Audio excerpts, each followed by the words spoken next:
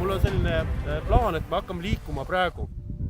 Lähme siit vastu tuult, sellepärast, et me tahame täna vaadata nii seda, mis asula kohta, kui tahame vaadata, kuidas see järv üldse kallaste pealt välja näeb, sest et paljud inimesed on siin esimest korda, ei tea, ja seejärel me plaanime vaadata ka mingil hetkel tuled süüdata ja siis vaadata, kas me vee all näiteks kalu näeme.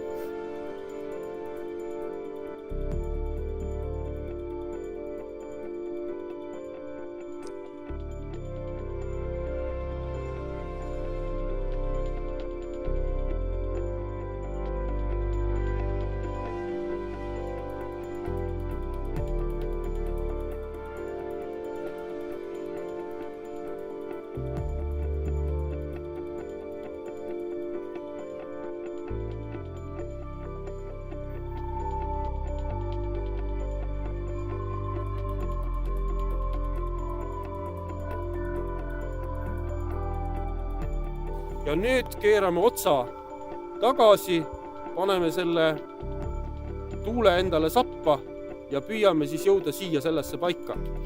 Siin me tiirutame natukene ringi, püüame saada pildile. Ma usun, et tuule tõttu on meil natukene keeruline paigal püsida, aga iga meeskond teeb seda tööd, et ta saab seal siis vaadata, see on umbes 700 ruutmeetrine ala, kus see asula paikneb.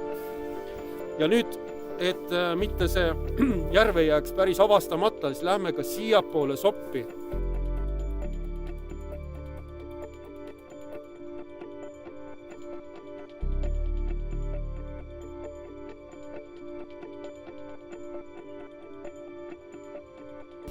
Nõnda, ja nagu ma siin kohalik mees teadis, et olevat siin kandis ka üks lennukiprakk sees. Seda räägitakse kogu aeg. Aga räägitakse, aga keegi pole näinud, eks ju. Aga kõik teavad, et oled kunagi tahtnud välja tirida sealt.